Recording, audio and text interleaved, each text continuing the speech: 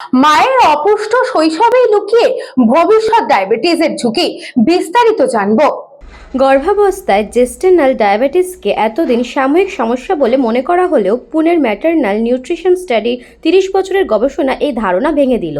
গবেষণায় উঠে এসেছে, গর্ভবতী মায়ের রক্তে শর্করার অস্বাভাবিক বৃদ্ধি আসলে তার শৈশবের অপুষ্টি ও বিপাকীয় সমস্যারই ধারাবাহিক ফল।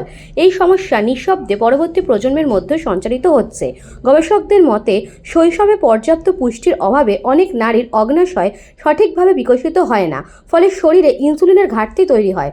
যদিও বাহ্যিকভাবে তাদের শরীরে মেদ কম থাকতে পারে, এই পুষ্টিহীনতার প্রভাব গর্ভাবস্থায় আরও প্রকট হয় এবং ভ্রূণের শরীরে ডায়াবেটিসের ঝুঁকির বীজ বুনে দেয়, যাকে চিকিৎসা পরিভাষায় বলা হচ্ছে development origins of health and disease. KEM হাসপাতালের ডক্টর চিত্তরঞ্জন যাজ্ঞিক জানান, গর্ভে থাকাকালীন পর্যাপ্ত পুষ্টি না পেলে শিশুর শরীরে ইনসুলিন রেজিস্ট্যান্ট হয়ে ওঠে, যা পরবর্তী জীবনে ডায়াবেটিসের ঝুঁকি বাড়ায়। গবেষকদের দাবি, গর্ভাবস্থায় 20 সপ্তাহে সুগার পরীক্ষা অনেক সময় দেরি হয়ে যায়। তাই মেয়েদের শৈশব থেকে সুষম খাদ্য ও স্বাস্থ্যের দিকে নজর দেওয়া জরুরি।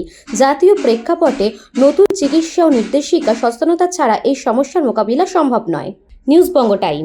St. Augustine's Day School, Barakpur. Success for every child. Admission open 2026 to 2027. Contact number 900793 4555.